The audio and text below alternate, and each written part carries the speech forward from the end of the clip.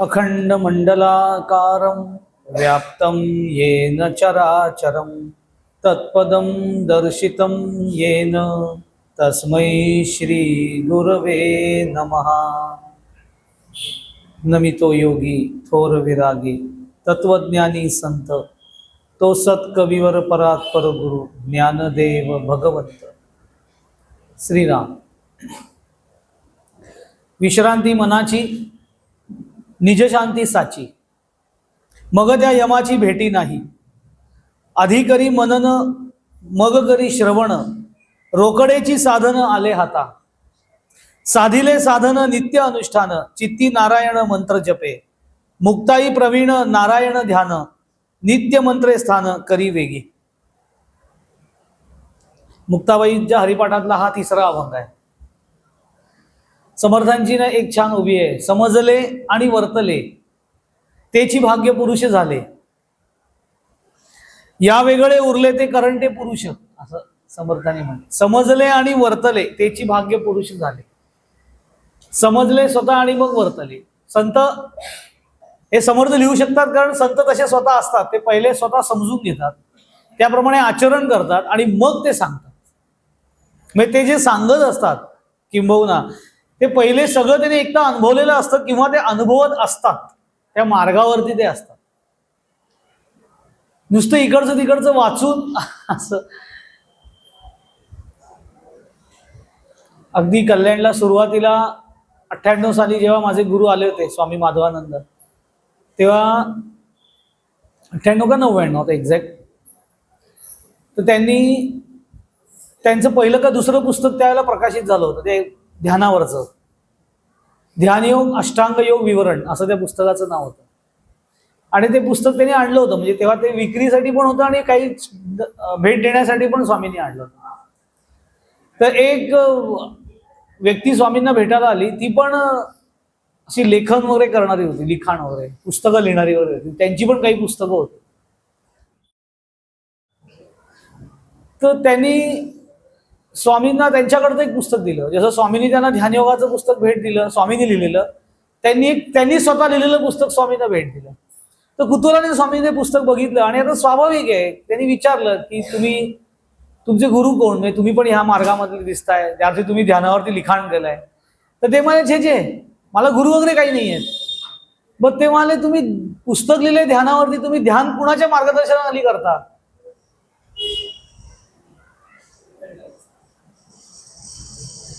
तर ते म्हणाले की म्हणे मी ध्यान वगैरे काही करत नाही। मग ध्यान करत नाही म्हणे, मग पुस्तक कसं काय लिहिलं? तर ते म्हणे काही नाही, मला वाचनाची खूप आवड आहे, लिखाणाची आवड आहे, त्यामुळे मी वेगवेगळी पुस्तकं वाचली ध्यानावरची आणि मग सगळं एकत्रित करून एक पुस्तक लिहिलं। असे संत नसतात। संतांची जी थेअरी असते ना, जी त्यांनी आपल्या समोर संत साहित्य म्हणून मांडलेलं असतं, ती त्यांची थेअरी जी आहे, ती थेअरी त्यांच्या अनुभवातनं प्रगट झालेलं ते ज्ञान असतं, ते त्यांनी व्यक्त केलेलं असतं आपल्यासाठी। का व्यक्त करतात? तर त्यांना जे अनुभव आले, त्यांना जो आनंद प्राप्त झाला, त्यांना जे शाश्वत सुखाची अनुभूती आली, ती इतरांनाही यावी ही त्यांची कळकळ असते। आणि देहाला मर्यादा आहेत, त्यामुळे देह असेपर्यंत ते स्वतः सांगत असतील, पण आपल्या पश्चात हे ज्ञान लोक पाहू नये, लोकांपर्यंत पोचावं म्हणून ते ग्रंथित करून ठेवलेलं आहे। आणि ते फार महत्वाचं असतं, डॉक्युमेंटेशन आताच्या भाषेमध्ये आपल्या संतांनी फार पूर्वी ओळखलेलं आहे, त्यामुळे ते सगळं डॉक्युमेंट करून ठेवतात प्रत्येक गोष्ट। आणि आपण सुद्धा जर का ते समजून घेतलं नीट, परमार्थ हा नीट समजून घेण्याचा मार्ग आहे। येणे अनुमानाची राहिला त्याने परमार्थ केला तो वाया गेला, असं समर्थ म्हणतात। अंदाज पंचवले नाही, नीट समजून घेतलं पाहिजे। तो समजून आकलन करून घेऊन जर का आपण तसं आचरण ठेवण्याचा प्रयत्न केला, तर आपण सुद्धा एक उंचीचं जीवन जगायला लागतो, जगू शकतो। आणि खूप मोठी उपलब्धी आपल्याला आयुष्यामध्ये प्राप्त होऊ शकते। तीच उपलब्धी मुक्ताबाई ह्या तिसऱ्या अभंगामध्ये सुरुवातीला सांगून टाकतात। त्या असं म्हणतात, विश्रांती मनाची निजशांती साची, मग त्या यमाची भेटी नाही।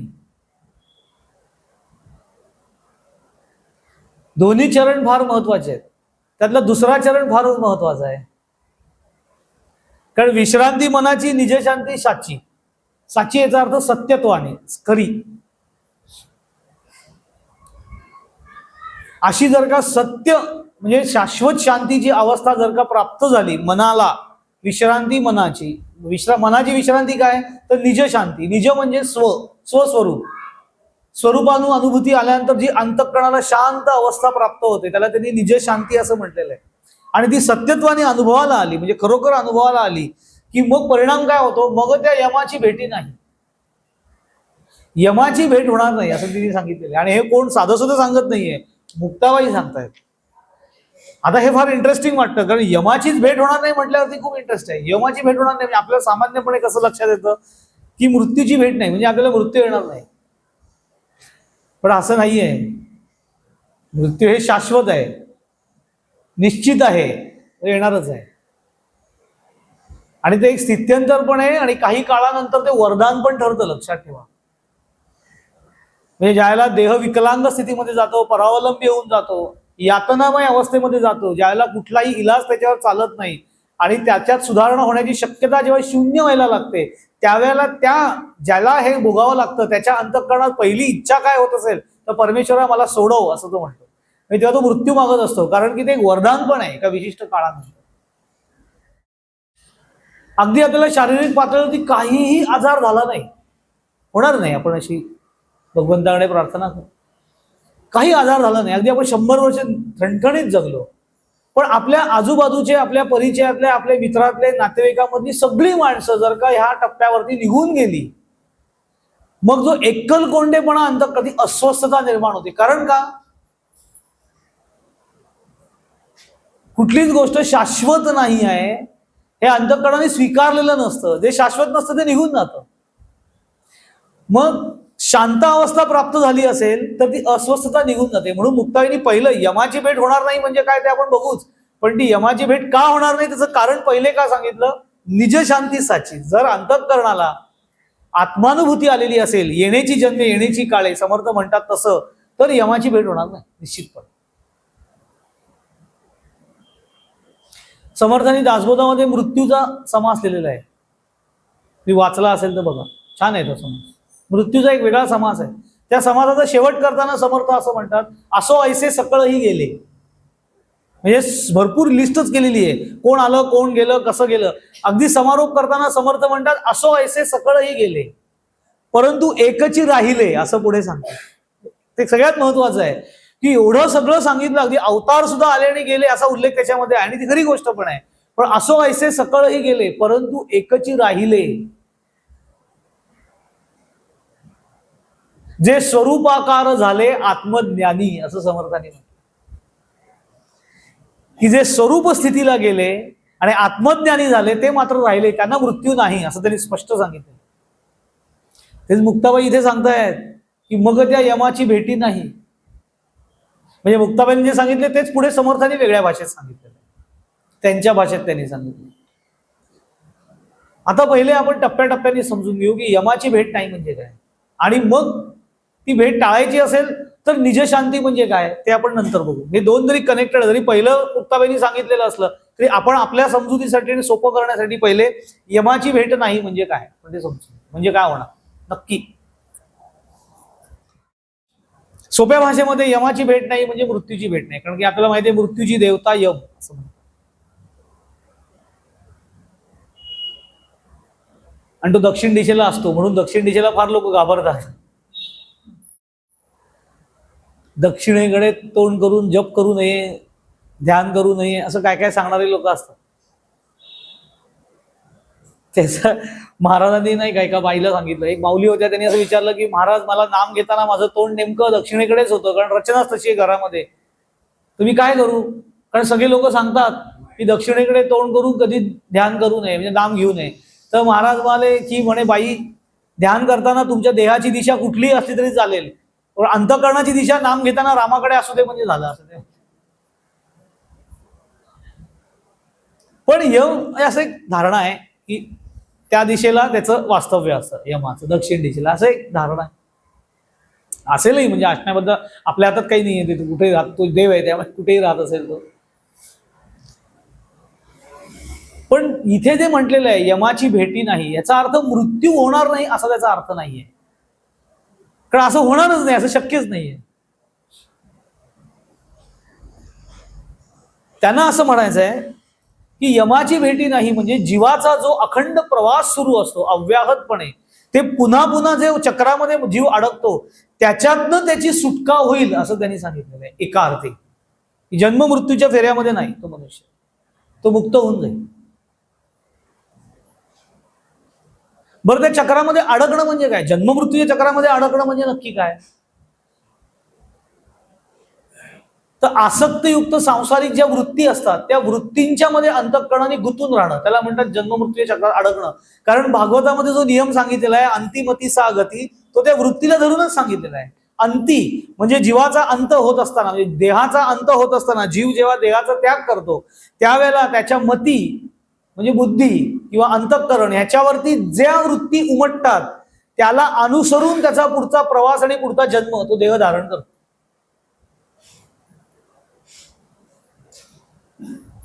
आणि अंतकाळामध्ये मुखामध्ये रामनाम येणं, चित्तावरती रामनाम येणं हे महत् भाग्याचं आणि कठीण गोष्ट पण आहे, कारण येत नाही फारस. म्हणून शरशय्येवरती ज्यावेळेला भीष्म पडले युद्धाच्या वेळेला, तेव्हा पहिल्या रात्री जेव्हा भगवान श्रीकृष्ण भीष्मांना भेटायला गेले त्यावेळेला कृष्णाकडे जे मागणं मागितलं भीष्मानी, ते पहिले हेच मागितलं की भगवंता ज्यावेळी देह सोडण्याची मला परवानगी मिळेल, कारण ते इच्छामरणी होते आणि ते तो वचनबद्ध होते की सगळं हस्तिनापूर चहू बाजूनी सुरक्षित आणि योग्य हातामध्ये गेल्याचं बघितल्याशिवाय मी देह सोडणार नाही. आणि ते ज्या दिवशी होईल त्या दिवशी मला देह सोडण्याची वेळ जवळ येईल. पण देह सोडताना सगळ्यात पहिले काय जात असेल, कुठलं इंद्रिय पहिले जात असेल, विलीन होत असेल, तर ती वाणी हे आहे. त्यामुळे माझ्या मुखामध्ये माझ्या वाणीवरती ती विलीन होत असताना सुद्धा तुझं स्मरण आणि तुझं नामस्मरण असावं अशी कृपा माझ्यावरती कर, असं भीष्माने सांगितलं. तेच भागवतात सांगितलं अंतिमती सा गती, जाताना आपल्या अंतःकरणावरती काय असणार आहे त्याप्रमाणे पुढचा प्रवास असणार आहे. पण असं जरी असलं तरी आपण जेव्हा जाऊ तेव्हा शेवटच्या क्षणी आपल्या मुखामध्ये आणि मनामध्ये काय येईल त्याची प्रॅक्टिस म्हणजे अध्यात्म साधना नाहीये.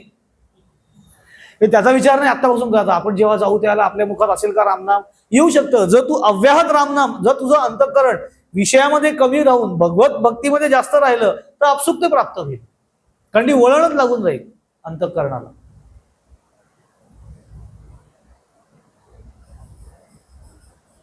मग ह्याचं काही प्लॅनिंग करायचं नाहीये की आता भगवद्गीतेमध्ये सांगितलंय, भागवतात सांगितलेलं आहे अंतिमती सा गती, मात्र त्याचं आत्तापासून प्लॅनिंग करायचं की ज्या दिवशी मी जाईन त्या दिवशी काही झालं तरी शेवटच्या क्षणी माझ्या. ती एक कथा नाहीये का की एका शेठजीनी भागवत कथा ऐकली आणि त्याच्या हे मनात आलं की अरे अंतिमती सा गती, शेवटच्या क्षणी आपल्या मुखामध्ये भगवंताचं नाम जर नाही आलं तर आपल्याला गती योग्य मिळणार नाही. आणि अंतिम समयी भगवंताचं नाम येण्यासाठी आपल्या मुखात सतत आत्ता नाम असायला पाहिजे. मग त्याची सोय त्यांनी काय केली, त्याची जेवढी मुलं होती त्या सगळ्या मुलांची नावं त्यांनी देवाच्या नावाने ठेवली. कुणाचं राम, कुणाचं विष्णू, कुणाचं कृष्ण, कुणाचं सदाशिव. म्हणजे कुणालाही हाक मारली मुलाला तरी ईश्वराचंच नाव मुखामध्ये येईल. आणि एकदा ते अंतिम समय त्यांचा जवळ आला आणि आता वडील अगदी अंतिम टप्प्यावरती म्हणून सगळी मुलं सुना नातवंड सगळी त्यांच्या भोवती जमलेली होती. यांनी थोडे डोळे किलकिले करून बघितलं, थोडा प्राण होता शिल्लक, आणि त्यांनी सगळ्यांकडे बघितलं आणि सगळ्यांना एकवार हाक मारली, सगळ्या मुलांना. म्हणजे काय, प्रत्येकाचं नाव घेतलं की भगवंताचं स्मरण होईल. सगळ्यांची नावं घेतली आणि डोळे असे मोठे केले. तर एका मुलाने विचारलं, बाबा काय झालं? अरे तुम्ही सगळे इथे आहात, दुकानाच्या गल्ल्यावर कोण आहे? आणि त्यांचा प्राण गेला. त्यामुळे असं काही अशी प्रॅक्टिस करता येणार नाही आपल्याला, असं करता येत नाही. अंतःकरणामध्ये ते उतरावं लागतं. जर का अंतःकरण हे विषयाला सोडून ईश्वराशी संबंधित राहिलं व्यवहार काळामध्ये सुद्धा, तर ही शक्यता नाकारता येत नाही की अंतिम समयी सुद्धा ईश्वराचं नामस्मरण करत करत मनुष्य देह सोडतो. अंतिमती सा गती रोजच्या रोज जीवनामध्ये. म्हणून मुक्ताबाईंनी सुद्धा तो शब्द वापरला, तो नित्य असा शब्द वापरला. त्याचं कारण ते आहे, नित्य साधना नित्य असायला पाहिजे. चित्त हे जर का मुक्त झालेलं असेल, मुक्त लग चित्त आपण कालच बघितलं, चित्त जर का विषयांच्या वृत्तीपासून मुक्त झालेलं असेल तर त्याची यमाची भेट होणारच नाही, कारण त्याच्या चित्तामध्ये काही वासनाच राहिलेली नसते. जन्म घेणे लागे वासनेच्या संगे. मग ती चांगली असेल किंवा वाईट असेल, चांगली जरी असेल तरी देखील आपल्याला पुन्हा ती इच्छा पूर्ण करण्यासाठी का होईना तेवढ्या काळासाठी का होईना पुन्हा तो देह धारण करून यावं लागेल. पण जाताना अंतःकरणावरती काही आकांक्षा अपेक्षाच नसेल तर अंतःकरण मोकळं असतं. मोकळं अंतःकरण घेऊन जर का देह सोडला तर इच्छाच काही नाहीये, तर जर इच्छाच नाही, वासनाच नाही, तर ती देहधारणा होणारच नाही. त्याआधी तो मुक्तच होऊन जातो जीव. ती विलीनतेची अवस्था असते, ईश्वरामध्ये विलीन. आणि तो मृत्यूनंतर विलीन होतो का? मृत्यूनंतर विलीन होत नाही. मृत्यूनंतर फक्त देहाचा संबंध सोडतो, तो मृत्यूपूर्वीच विलीन झालेला असतो. म्हणून तर तुकाराम महाराज म्हणाले ना, आपुले मरण पाहिले मी डोळा, तो झाला सोळा अनुपम्य. असं कोण म्हणेल? आपुले मरण पाहिले मी डोळा, आणि त्याला म्हणतात तो झाला सोळा अनुपम्य.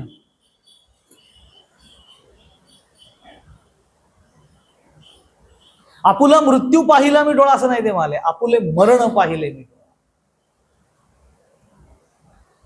साधना करता करता प्रगत अवस्था प्राप्त होते. सद्गुरूंची विशेष कृपा झाल्यानंतर एका भाग्यवान साधकाच्या बाबतीमध्ये, एखाद्या शिष्याच्या बाबतीमध्ये अशी अनुभूती हळूहळू यायला लागते की साधना कालामध्ये असताना बाह्य सगळ्या जाणीवा लोप पावतात. जशा बाह्य जाणीवा लोप पावतात तशा आंतरिक जाणीवा सुद्धा लोप पावायला लागतात. म्हणजे आतमध्ये मी आहे, मी वेगळा कोणीतरी आहे, मी अनुभव घेणारा सुद्धा शिल्लक आहे, ही जाणीव सुद्धा शिल्लक राहत नाही. आणि काल मुक्ताबाईंनी सांगितलं त्याप्रमाणे ध्याता, ध्येय आणि ध्यान या तिन्ही गोष्टी एकत्र होऊन जातात, स्वतंत्र काही राहत नाही. हरिपायी अंतःकरण लीन होतं. ती जी प्रक्रिया होत असते त्या प्रक्रियेला तुकाराम महाराज म्हणतात आपुले मरण पाहिले मी ते अनुभवलं की कशा पद्धतीने अस्तित्वाची जाणीव लोप पावते आहे. आणि आपल्याला ते ऐकून फार छान वाटतं, काय उंचीची अवस्था. पण आपल्याला एकदम ती अवस्था प्राप्त झाली तर आपण घाबरून जाऊ. ती टप्प्याटप्प्यामध्येच येत असते. म्हणून भगवद्गीतेमध्ये सुद्धा शनै शनै असं म्हटलेलं आहे, स्टेप बाय स्टेप, हळूहळू येणार. तशीच ती लागते. एकदम अचानक समाधी स्थिती आपल्याला, मला समाधीची स्थिती असा अनुभवता येणार नाही. अशी मुळात ते अनुभवता येतच नाही. त्याला उत्तरोत्तर साधना फार दृढ व्हायला लागते, मग ती अवस्था प्राप्त होते. आणि एकदा का देहाचा संबंध चित्तातनं निघून गेला, मी म्हणजे देह नाही, ही स्वतंत्र अनुभूती आत्मज्ञानाच्या पातळीवरती आली की मग यमाची भेटच नाही, म्हणजे मृत्यूच नाहीये. कारण त्याला लक्षात येतं की मृत्यू असला तरी तो देहाला आहे, मला नाही आहे. मी सच्चित आनंद आहे, ही प्रत्यक्ष अनुभूती आली की त्याची यमाची भेटच नाही, मग त्याला काही फरकच पडत.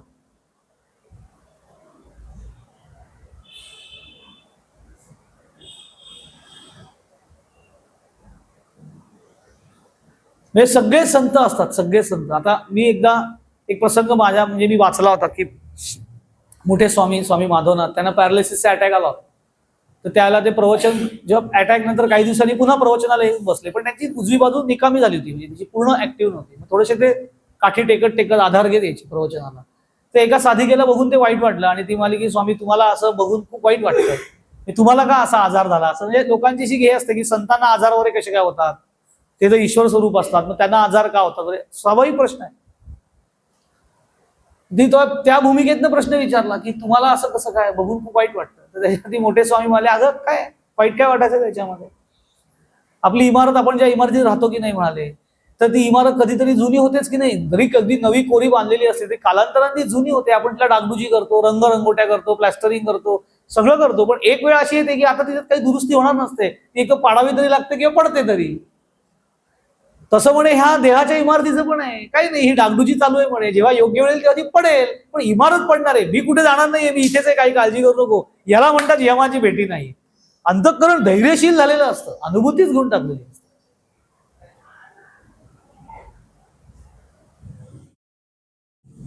तेवी तदभ्यासे निरंतर, चित्तास परमपुरुषाची मोहर, लावी मग शरीर राहो अथवा जावो, असं ज्ञानेश्वर. चित्ताला परमपुरुषाची मोहर चिकटली म्हणजे काय, अनुभूती आली की मग शरीर राहो अथवा जाओ, काही फरक पडत नाही त्यांना. म्हणजे थोडक्यात अंतःकरणामधनं मृत्यूची भीती बाजूला होते. कारण शाश्वत काय आहे, काय राहणार आहे आणि काय जाणार आहे हे अनुभूतीच्या प्रांतावरती ज्ञान पातळीवर आकलन झाल्या कारणाने जे जाणार आहे त्याचं ते दुःख करत बसत नाही, कारण त्यांना माहिती जाणारच आहे, ते त्याचं कितीही दुःख केलं तर जाणार आहे, असं करता येत नाही.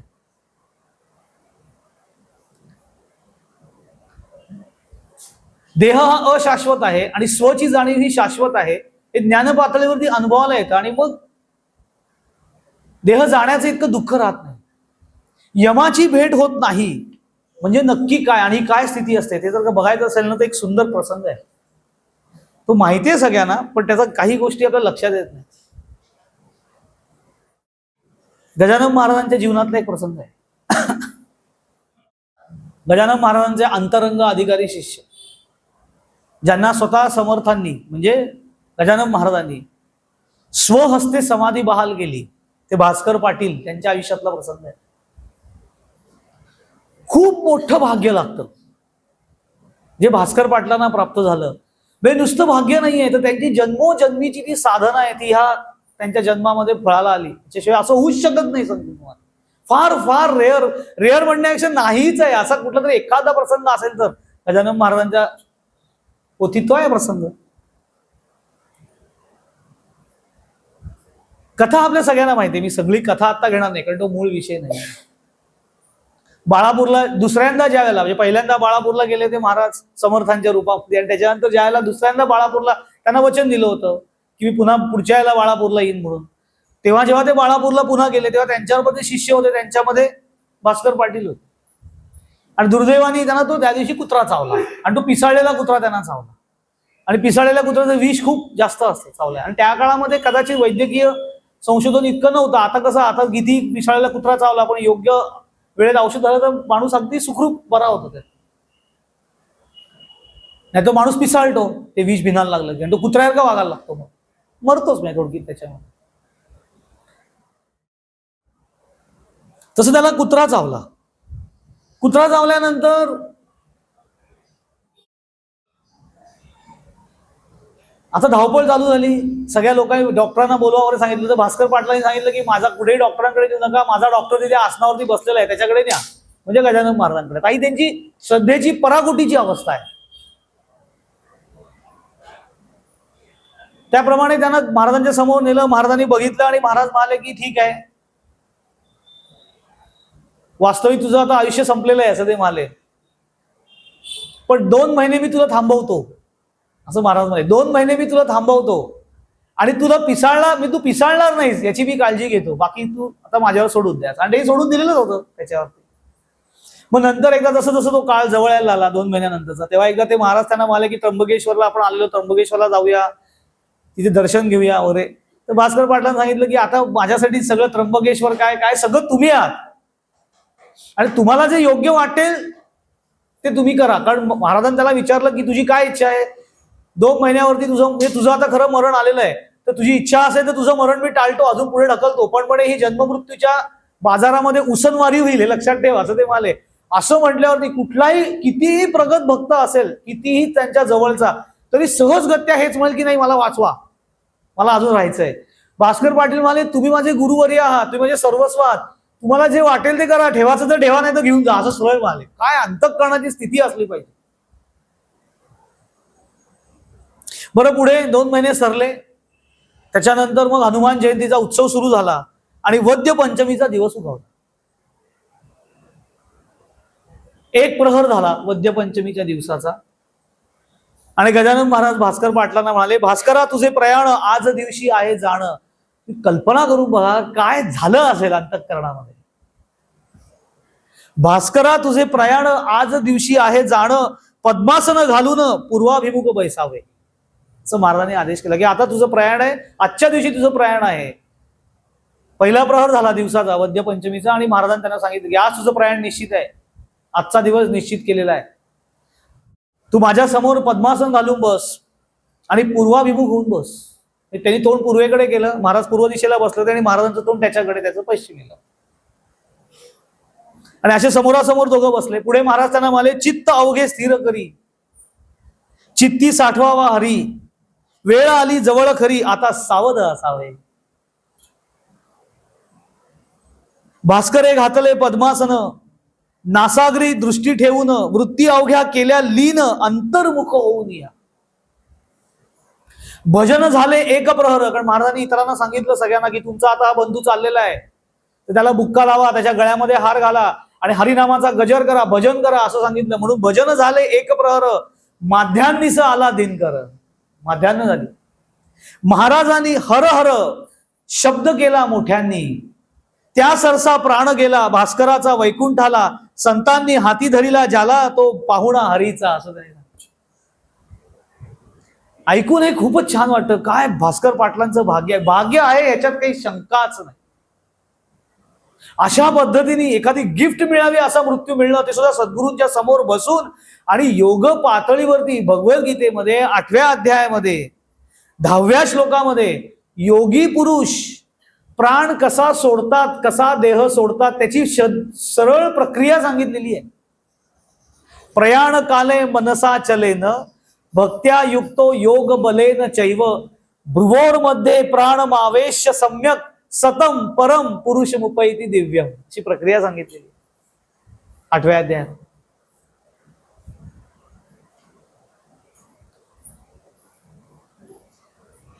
योगी पुरुषांचं देह त्यागणं आणि सामान्य माणसांचं देह त्यागणं ह्याच्यामध्ये बराच फरक असतो.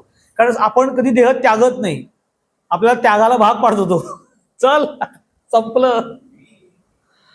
पण त्यांच्या हातात असतं, ते काळच त्यांच्या हातात असतो जणू काही. त्या पद्धतीने ते ठरवतात देह सोडायचं आहे. त्यामुळे ते देह तेव्हा शांत, चेहरा अतिशय शांत असतो त्यांचा, डोळे मिटलेले असतात. कारण प्रयाणकाले मनसा चलेन भक्त्या युक्तो, योग भक्तियुक्त अंतःकरणाने, योगाच्या बलानी प्राण भ्रुवोर्मध्ये, 2 भुवयांच्या मध्ये आज्ञाचक्रावाशी प्राणमावेश्य सम्यक पद्धतीने प्राणाला अतिशय स्थिर करून सतम परम पुरुष मुपैती दिव्यम, तो भाग्य पुरुष त्या परम पुरुषाला ब्रह्मरंध्रामधनं बाहेर पडून प्राप्त करून घेतो. एका व्यक्तीने असं विचारलं होतं एका अधिकारी व्यक्तीला की सामान्य माणसं जेव्हा जातात तेव्हा बहुतांशी त्यांचं तोंड उघडं असतं आणि डोळे उघडे असतात, असं का? पण जे सगळे संत जातात त्यांचे डोळे शांतपणे मिटलेले असतात, चेहरा अतिशय प्रसन्न असतो, तोंड मिटलेलं असतं, असं का? ते काम सांगतो तुला असते म्हणे. आणि ते म्हणाले तुला चित्रगुप्त असतो हे माहितीये का म्हणे. तर तुम्हाला असं ऐकून माहिती आहे, असा खरंच असतो का चित्रगुप्त? हो मग चित्रगुप्त असतो ना म्हणजे. मग तो कुठे असतो? स्वर्गात. म्हणजे कुठे असतो असं ते म्हणाले. स्वर्गात वगैरे नसतो तो अगदी आपल्या जवळ असतो म्हणे. तर चित्रगुप्त आपल्या जवळ कसा काय असेल? दिसत का नाही? दिसणारच नाही म्हणे, तो गुप्तच आहे ना, कारण दिसत नाही.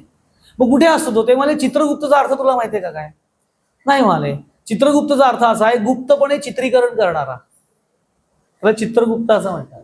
मग हा गुप्तपणे चित्रीकरण कसलं करतो? आपल्या रोजच्या कर्माचं, आपल्या विचारांचं तो गुप्तपणे चित्रीकरण करतो. म्हणजे हा चित्रगुप्त कोण आहे? तू स्वतः.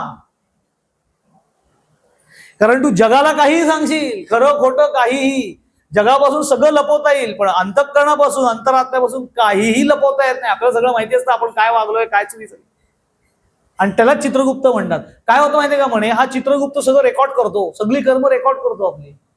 जेव्हा देह सोडण्याची वेळ येते, सुटण्याची, असं ते म्हणाले, देह सुटण्याची वेळ येते, त्याला काय होतं, सगळ्या वाणी, आपले पहिले ज्ञानेंद्रिय सगळी बंद होतात, सगळ्यात शेवटी दृष्टी बंद होते, मनचक्षू चालू होतात, चर्मचक्षू बंद होतात, मनचक्षू चालू होतात. मग त्या मनचक्षू समोर हा जो आतमध्ये बसलेला चित्रगुप्त आहे ना, तो आपल्या सगळ्या कर्माचा चलपट आपल्या डोळ्यासमोर दाखवतो. जायच्या आधी एकदा बघ काय काय केलंस. आता दुर्दैवाने आपण असे उद्योग केलेले असतात की ते त्या क्षणी बघून आपला चेहरा असा विस्फारल्यासारखं होतो, तोंड असं आ होता, असं काय झालं, काय केलं, आता काय होणार, आणि त्या क्षरशी प्राण जातो. त्यामुळे तोंड उघडं, डोळे विस्फारलेले.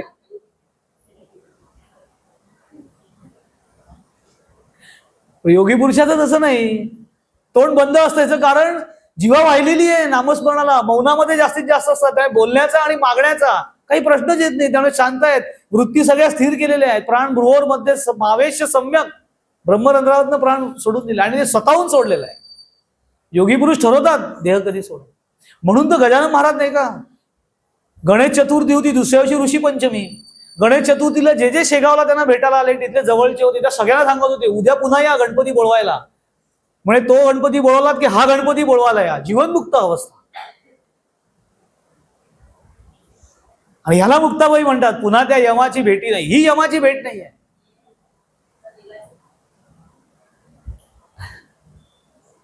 ही यमाची भेट नाही, असं ते म्हणाले. आता भास्कर पाटलांच्या बाबतीतला जो प्रसंग आहे ना, हा बघण्यासारखा आहे. ह्याचं कारण तिथेच मुक्ताबाई सांगतात ती गोष्ट लपलेली आहे. त्याच्यावर वर्णन असं केलेलं आहे की भास्करा तुझे प्रयाण आज दिवशी आहे जाणं, पद्मासन घालून पूर्वाभिमुख बैसावे. असं ज्या वेळेला महाराजांनी सांगितलं, आधी 2 महिने सांगितलंय, ही गोष्ट तर आपण कल्पनेच्या पलीकडे आहे. आपल्याला एखादा आजार झाला किंवा काही आघात झाला आणि आपण आपल्या सद्गुरूंकडे गेलो आणि आपल्या सद्गुरूंनी सांगितलं की अरे आता तुझे 2च महिने राहिले बरं, तर आपलं काय होईल?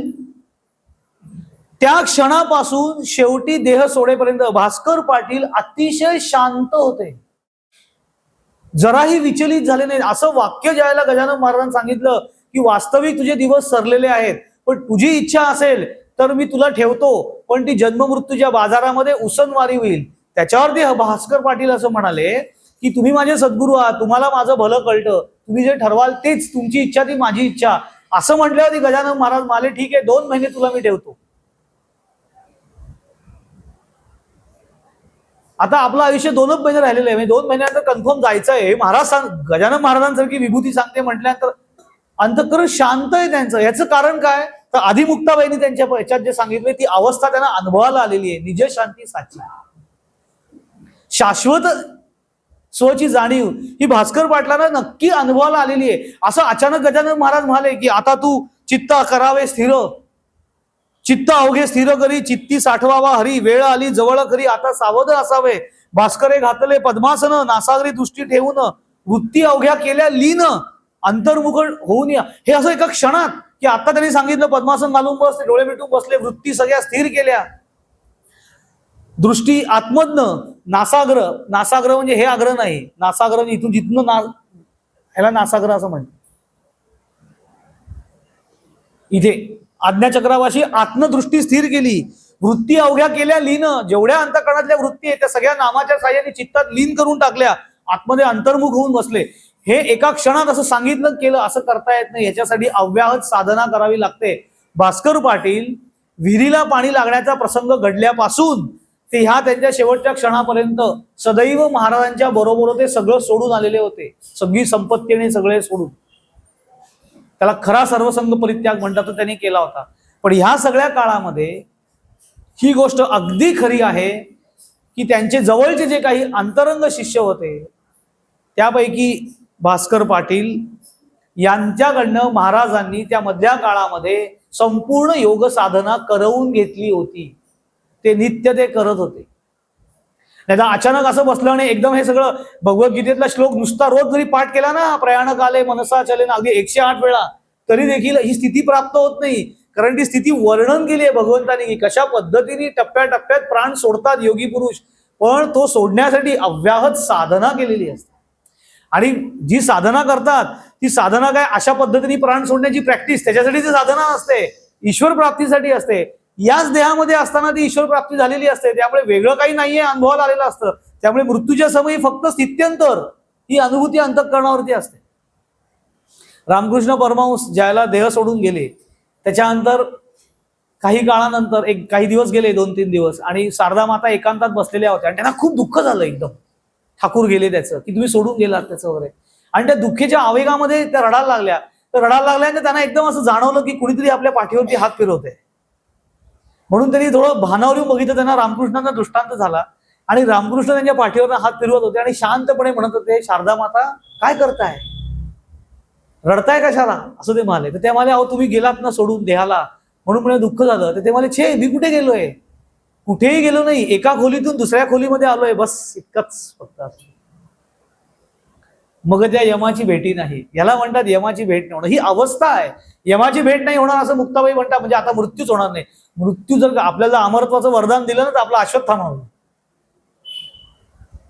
कठीण आहे, लक्षात घ्या. चिरंजीवत्व त्याला बहाल केलं 100%, त्याला दिव्य शक्ती पण दिल्या, पण शाप तर शापच आहे ना. कल्पांती तुला मृत्यू येणार नाही असा शाप कृष्णाने दिला. कल्पांती म्हणजे कधीच नाही. आणि मृत्यू येणार नाही त्यामुळे देह सोडता येणार नाही, पण देहामध्ये जे बदल होत राहणार ते होणारच ना सारखे. ती जखम तशीच राहणार, त्याची ती तशीच आहे, ती बळबळणारी जखम घेऊन किती कल्पांती फिरायचं. त्यातली 3000 वर्ष पहिली शाप दिल्यानंतर तर फार कठीण होती की त्या 3000 वर्षांनी तू कुणाला दिसणार नाही, त्याला कोणाशी संपर्क साधता येणार नाही, काहीही होणार नाही, तू असं फिरत राहशील. 3000 वर्ष.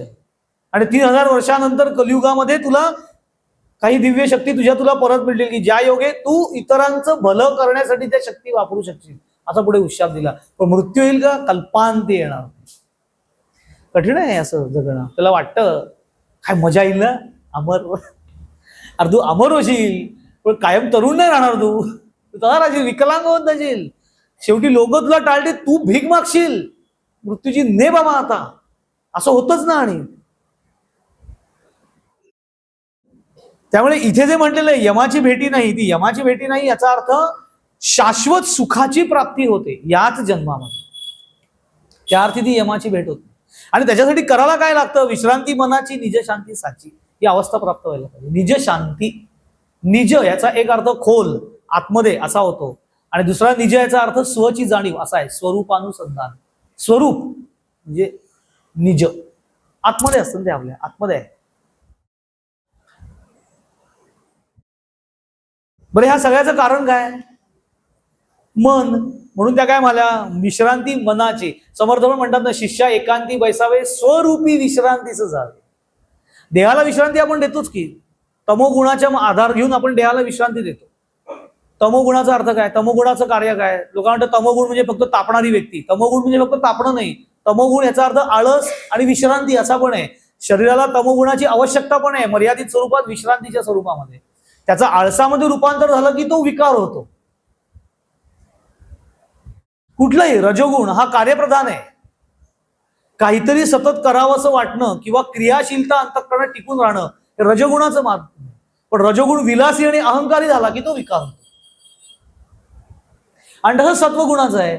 भगवत प्राप्ती करून घ्यावी, शांतता प्राप्त व्हावी, संयमित जीवन जगावं हे अंतःकरणाला वाटणं हा सत्वगुण आहे. पण सत्वगुण ज्याला अक्रियाशीलतेकडे आणि बावळटपणाकडे जातो तो विकार होतो. सगळ्याची आवश्यकता आहे. पण या सगळ्याचं कारण काय? मन. म्हणून मनाची, म्हणून विश्रांती मनाची त्यांनी म्हटलं की मनाला विश्रांती मिळाली पाहिजे. आणि मनाला विश्रांती कधी मिळते? जेव्हा निज शांतीची अनुभूती येते, तेव्हा मन खरं शांत होतं. कारण विकार, विचार, वृत्ती सगळ्या बाजूला पडतात, तेव्हा मन शांत होतं. आणि त्याच्यासाठी काय करायला लागतं ते पुढे सांगणारच आहेत. त्या पुढच्या चरणात त्या म्हणतातच लगेच. अधिक श्रवण, आधी करी श्रवण, मग करी मनन, पुढे सांगणार आहेत त्या एक प्रक्रिया. कसं त्या मनाला शांत करण्याकडे. रामकृष्ण परमहंसनं एक सुंदर उदाहरण द्यायचंय. ते म्हणायचे की भांड्यामध्ये समजा पाणी ओतलं आणि ते हलवलं, हातात भांड धरून आपण चाललो तर आपल्याबरोबर ते पाणी पण हलेल. आता ते पाणी शांत व्हायला हवं असेल आणि आपलं प्रतिबिंब त्यात दिसायला हवं असेल तर ते काय करावं लागेल? भांड एका ठिकाणी ठेवावं लागेल. ते भांड एका ठिकाणी ठेवलं की लगेच पाणी शांत होईल का? नाही होईल. भांड पहिले शांत होईल, मग हळूहळू हळूहळू पाण्याचं दोलन असतात, आंदोलन कमी कमी कमी कमी कमी कमी कमी कमी होत, त्याला जर का खरंच पुन्हा धक्का लागला नाही कुठल्या वाऱ्याचा येणाऱ्या जाणाऱ्याचा तर ते कालांतराने शांत होतं. तसं रामकृष्ण म्हणायचे, पहिले हा देहरूपी भांड दिवसा माझी थोड्या वेळ एका ठिकाणी शांत ठेवायचं आणि ते भांड पहिले एका जागी शांत बसलं किंवा आतमध्ये असलेलं विचारांचं पाणी हे लगेच शांत होणार नाही, ते हळूहळू शांत होईल. पण मध्ये मध्ये वृत्तींचा, विचारांचा वारा सारखा त्याला लागतो की पुन्हा पुन्हा ते हलतं. त्या सगळ्याला थोडं बाजूला ठेवायला लागतं आणि शांत बसावं लागतं. हा अभ्यास रोज करावा लागतो. अभ्यासेन तू कौंतेय वैराग्येन च गृह्यते. अभ्यास करावा लागेल, रोज करावा लागेल. असं अचानक मी आज वाटलं एकदम ध्यानाला बसलो आणि एकदम वृत्ती शांत होतच नाही त्याच्यात. हे काय काय ठिकाणी असं लिहिलेलं असतं, धडाधड समाधी प्राप्ती असं लिहिलेलं असतं. 6 महिन्यात समाधी वगैरे असे कोर्सेस असतात काय काय असतील, आपल्याला काय त्यांच्याशी घेणं नाही, करत जाणे. पण धडाधड समाधी वगैरे, धडाधड हा शब्द आणि समाधी या एकदम विरुद्ध अवस्था आहे. धडाधड समाधी म्हणजे धडाधड लोक समाधीत जातात, धडाधड समाधीत जातात असं होऊ शकत नाही. म्हणजे ते काहीतरी वेगळं असेल. समाधी उत्तरोत्तर शांत होत जाण्याची अवस्था आहे समाधी. तुकाराम महाराजांनी ना ह्याच्यावर इतकं सुंदर सांगितलं, मन करारे प्रसन्न सर्व सिद्धींचे कारण, मोक्ष अथवा बंधन सुख समाधान इच्छाते. मूळच सांगितलं सगळ्याचं तुकाराम महाराजांनी, मन करारे प्रसन्न. पण मन प्रसन्न करायचं म्हणजे काय? सगळ्या गोष्टी छान छान बघायच्या, छान छान खायच्या, सगळ्या ठिकाणी छान छान फिरायला जायचं, मन प्रसन्न. अजिबात मन प्रसन्न होत नाही. त्या एक बाई होत्या, त्या काशी यात्रेला जायला निघाल्या. जाताना गोंदवलेकर महाराजांना नमस्कार करून गेल्या. त्यांच्या शिष्या होत्या. तर कुठे चाललाय यात्रेला? म्हणजे काशी विश्वेश्वराच्या दर्शनाला जाऊन येते माले. तर महाराज माले जाऊन या, आमचाही नमस्कार सांगा काशी विश्वेश्वराला. त्या गेल्या. सगळं दर्शन वगैरे झालं, आल्या परत महाराजांना सांगायला आल्या की जाऊन आल्यानंतर महाराजांना सहज विचारलं कसं वाटलं काशी विश्वेश्वराला, कसं झालं दर्शन. त्या पटकन मला नाही दर्शन झालं, पण काय हो महाराज सगळीकडे इतकी घाण ना नुसती, तुम्हाला काय सांगू मी. तर महाराज म्हणाले बघा, माणूस काशी विश्वेश्वराच्या दर्शनाला जातो, येताना मनात काशी विश्वेश्वराला साठवून आणायचं, तर या घाण साठवून आलेत. ते काय प्रसन्न झालं तिथे जाऊन, काय प्रसन्न असं नाहीये. प्रसन्नता ही फक्त दृश्यावर अवलंबून नाहीये, ती वृत्तीवर अवलंबून आहे. पु ल देशपांडेंचं इतकं सुंदर वाक्य आहे याच्यावरती, वृत्तीवरती. त्यांनी असं वाक्य केलं होतं की माणसाची वृत्ती कशी कशी असते. काय काय लोकांची जीवनाची वृत्ती अशी असते की ज्यांच्या हातामध्ये मद्याचा प्याला पण खुलून दिसतो, पण काय काय लोकांची वृत्ती इतकी उदासीन असते की त्यांच्या हातात बासुंदी दिली तरी हातात ताडी प्यायल्यासारखा चेहरा करून उभे राहतात. म्हणजे याला मद्याचा ग्लास हातात धरायला लायसन मिळालेलं नाहीये, हे त्यांनी उपरोधाने पण टिप्पणी करताना अप्रतिम वाक्य आहे की वृत्तीचा संबंध आहे. गोंदवलेकर महाराज पण किती सुंदर म्हणायचे की अध्यात्म हा परिस्थिती सुधारण्याचा मार्ग नसून वृत्ती सुधारण्याचा मार्ग आहे. आपण ती गल्लत करतो, आपण अध्यात्माला परिस्थिती सुधारण्याचा मार्ग म्हणून घेतो. महाराज सगळे संत सांगतात अध्यात्म हा परिस्थिती सुधारण्याचा मार्ग नाही, वृत्ती सुधारण्याचा मार्ग आहे. वृत्ती सुधारली आणि ती स्थिर झाली की कुठल्याही परिस्थितीत ती व्यक्ती शांत राहते. प्रसन्नता, मन करारे प्रसन्न, मग सर्व सिद्धींचे कारण असं ते म्हणतात. मोक्ष अथवा बंधन, सुख, समाधान, इच्छा, ते सगळे मनावरतीच आहे. प्रसन्न आप आपण असं गती अथवा अधोगती, साधक वाचक पंडित, श्रोते वक्ते ऐका मात, नाही नाही आन दैवत, तुका म्हणे दुसरे. मनाशिवाय दुसरं कुठलं दैवत नाही असं ते म्हणतात. मनाशिवाय म्हणजे स्वच्या जाणीवेशिवाय कुठलंही दैवत नाही. भाव पातळीवरती आपण सगुण भक्ती करत असतो, परंतु ईश्वराची अनुभूती घ्यायची असेल तर त्याला डोळे मिटून आतमध्ये बघावं लागेल, कारण तो आत आहे चैतन्य स्वरूपामध्ये, त्याचा स्पर्श आपल्या आतमध्ये होतो. आणि म्हणून मुक्ताबाई असं म्हणतात, विश्रांती मनाची निज शांती साची. अंतःकरण उत्तरोत्तर जसं श्रांत होत जाईल तशी तशी शांतीची अवस्था अनुभवायला येते. ध्यान साधना योग्य पद्धतीने होते आहे का, हे कसं ओळखायचं, तर भगवद्गीतेत त्याचं उत्तर दिलेलं आहे. प्रशांत मनसम येनम. काय प्राप्त होतं तर प्रशांत अवस्था. प्रशांत, शांत अवस्था पण नाही, प्रशांत अवस्था. प्रशांत मनसम येनम योगिनम सुखम उत्तमम. उपैती शांत रजसम ब्रह्मभूतम अकल्मषम. रजोगुण हळूहळू हळूहळू शांत शांत शांत शांत होत गेला की मग शांतीची अवस्था प्राप्त व्हायला लागते. हा रजोगुण शांत कधी होणार, तू थोड्या वेळ स्वस्थ बसला असतं, निज शांती मनाची. नाही तर सगळे लोक असे उकळलेले असतात, सगळे साधक सुद्धा उकळलेले असतात आतनं.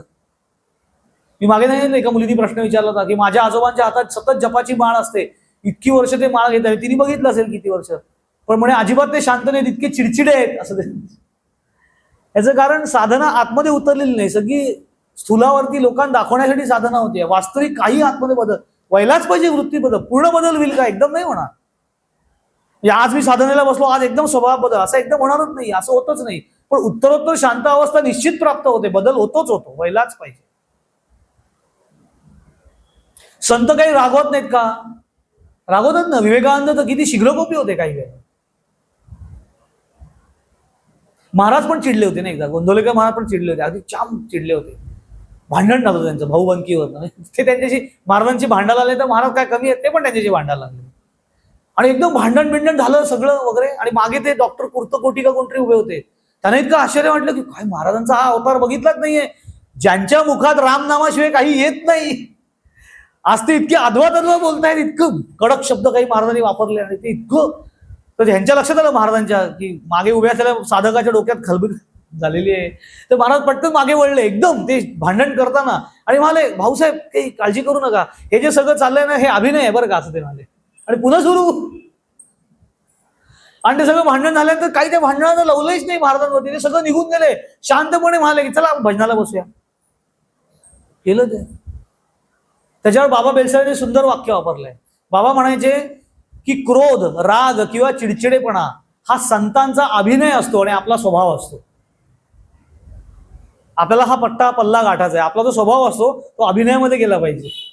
तेव्हा गरज होती म्हणून तसे वाढले, पण मुख्य अंतःकरणात राग बीक काही नसतो त्यांना, ते विसरून पण गेले. आपण किती वर्ष लक्षात ठेवतो. माझ्या मुलाच्या लग्नाच्या वेळेला मी बघीन, साधं घरी येऊन बोलावणं नाही करायला जमलं, व्हॉट्सअपवर बोलावणं गेलं. अरे का लोक काय काय तक्रार घेऊन जातात, कुठे चिडचिड चाललेली. इतक्या क्षुल्लक गोष्टीत आपलं अंतःकरण अडकलेलं, इतकं अडकलेलं आहे की मुक्ताबाई सांगतात, मुक्त लग चित्त मुक्त पै सर्व, हे कसं प्राप्त होणार.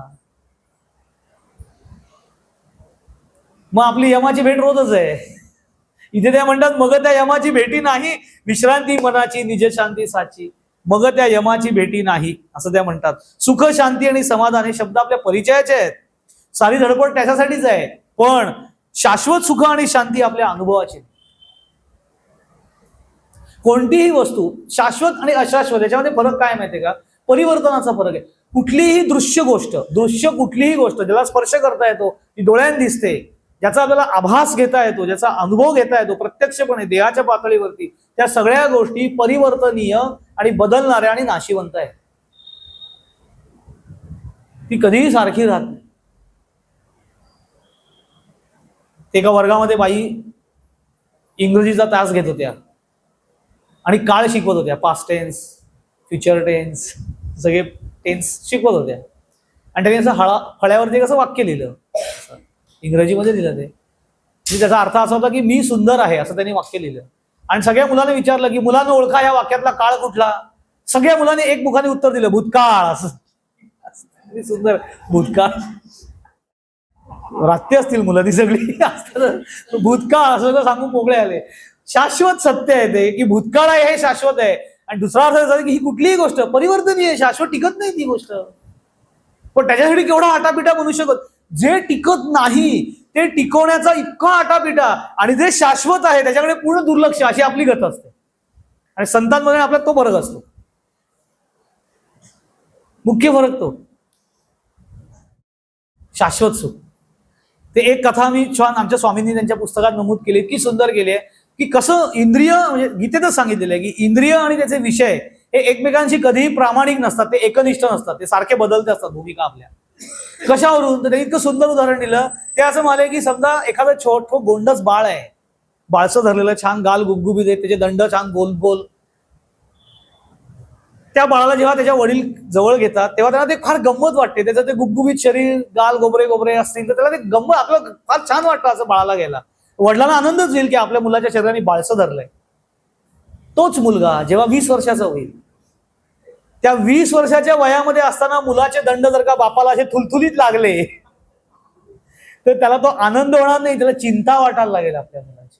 आता वास्तविक इंद्रिय तेच, त्यातनं निर्माण होणाऱ्या संवेदना त्याच, विषयही तोच, पण संवेदना बदलल्या. कारण का? परिवर्तन झालं. आणि ह्याला अशाश्वता म्हणतात, की परिवर्तनीय आहे, अशाश्वत आहे, काही टिकत नाही. पण आज ज्या गोष्टीत माझा आनंद आहे ती गोष्ट तशीच राहील याची गॅरंटी नसल्या कारणाने आनंद राहील कसा त्याच्यामध्ये.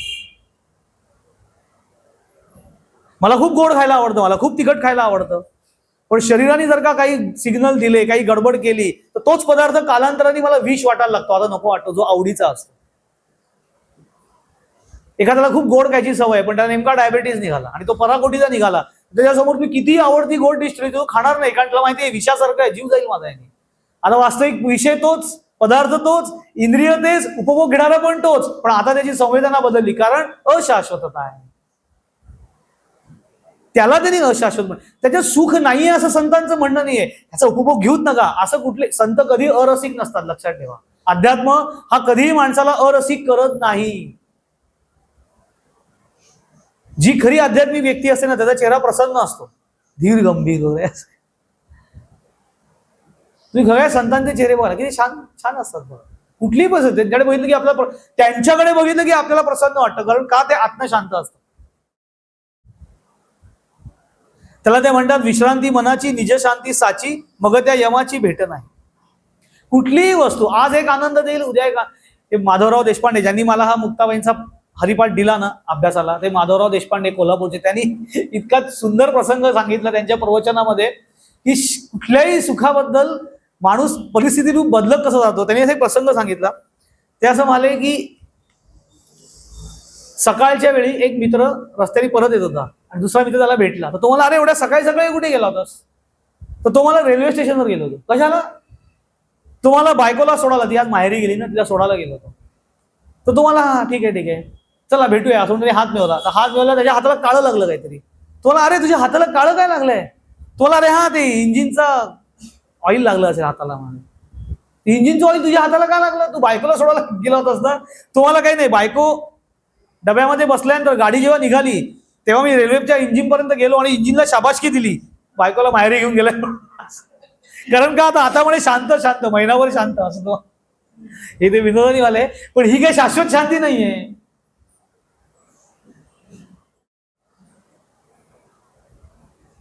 माझे गुरूंचे गुरु आहेत ना स्वामी माधवनाथ, त्यांना जेव्हा पॅरालिसिसचा अटॅक झाला होता तेव्हा त्यांचा ते उजवा हात, त्यांची उजवी बाजू निकामी झाली. त्यावेळी त्यांना उजव्या बाजूनी जेवता यायचं नाही, डाव्या हाताने थोडं जेवायला लागायचं. पहिले सुरुवातीच्या स्ट्रोक मध्ये काहीच हालचाल करता यायची.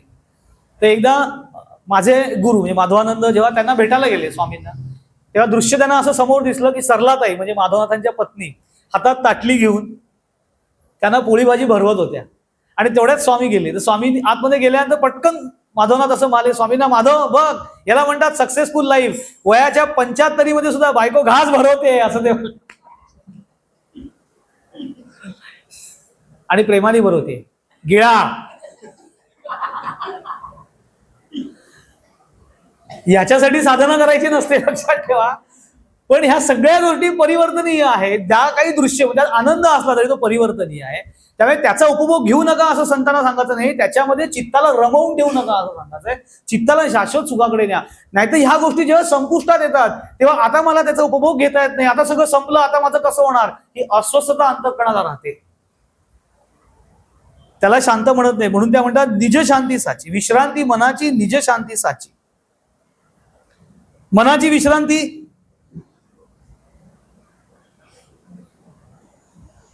थोडंसं मौन बाळगायला पाहिजे. कारण मनाला विश्रांती द्यायची असेल तर मनाची धाव कमी करायला पाहिजे. मनाची धाव कमी करण्यासाठी पहिले स्वस्थ बसायला पाहिजे. स्वस्थ बसून काय करणार, डोळे मिटून बघितले पाहिजे. डोळे मिटल्यानंतर काय करायचं, वृत्तीनं आवर घातला पाहिजे. टप्पे आहेत सांगितलेले आहेत. त्याच्यासाठी थोडा मौनाचा पण अभ्यास, आपल्या अध्यात्मामध्ये मौन साधनेला फार महत्व आहे. फक्त ते योग्य पद्धतीने जमलं पाहिजे.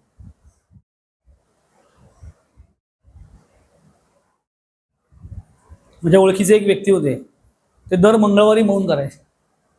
मंगळवारी मौन.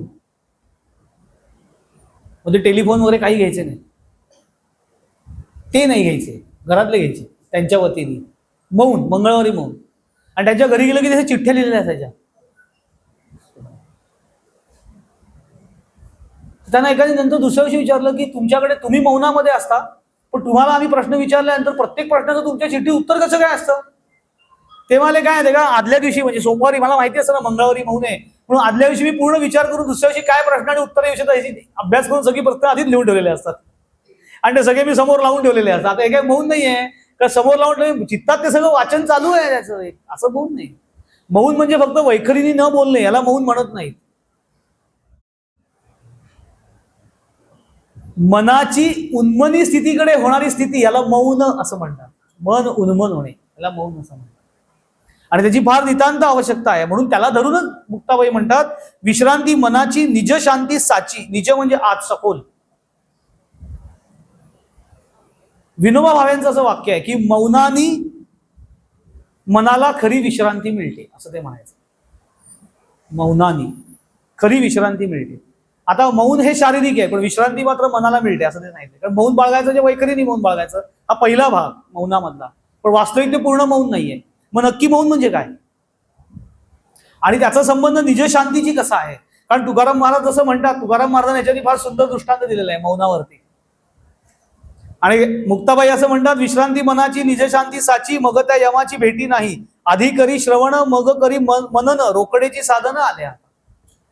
आता ही प्रक्रिया सांगतायत, त्याच्यामध्ये मौन ही प्रक्रिया आली की ही शांतीची अवस्था मला कशी प्राप्त होईल, नक्की कशी शांत प्राप्त होईल. आणि मन जितकं शांत ना तितकं ते कार्यशील असतं, लक्षात ठेवा. चिडचिडपणा झाला ना की आपल्याला सुचत नाही, की आपण म्हणतो आता मला काही सुचत नाही, मला काही सुचत नाही, असं लोक म्हणतात. उद्विग्नता निर्माण झाली की मनामध्ये विचारांचा गोंधळ होतो आणि मग निर्णय क्षमता खलास होते आणि घेतला तरी निर्णय चुकीचा घेतला जातो. पण जी व्यक्ती शांत असते, स्थिर, ती कुठल्याही परिस्थितीमध्ये योग्य निर्णय घेण्याची क्षमता बाळगते, कारण की मन शांत असतं आतनं. अगदी युद्धभूमीमध्ये सुद्धा अर्जुनाला युद्ध करताना युद्धच कर सांगितलं, पण भगवंतांनी सांगितलं युद्धस्व विगत ज्वराहा असं सांगितलं. युद्धच कर पण ज्वर रहित होऊन युद्ध कर. डोक्यामध्ये राग घालून युद्ध करू नकोस, त्याच्या चुका होतात. ते आपल्या रोजच्या जीवनामध्ये पण आहे की जर का डोक्यात राग घालून उद्विग्नता येऊन काहीतरी अस्वस्थता बाळगून काहीतरी करायला गेलं की होत असलेलं काम पण बिघडतं, आणखीन चुका होतात, आणखीन चुका होतात, अजून नुकसान होतं. शांत पाहिजे, मन शांत असलं. पण त्याला एक अभ्यास आहे. साक्षात भगवंत समोर उभा आहे आणि अर्जुनाला तो उपदेश करतोय, तरी देखील अर्जुन तक्रार करता का न करता स्पष्ट व्यक्त करतोय, चंचलम ही मनत्कृष्ट प्रमाथी बलवत दृढम.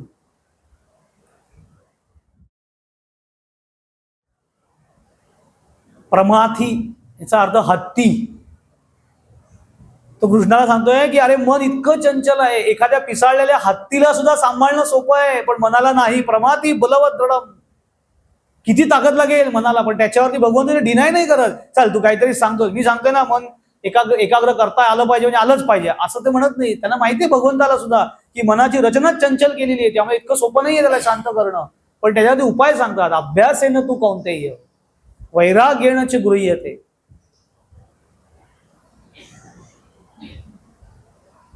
ही अभ्यास करायला लागेल रोजच्या रोज ध्यास घेऊन.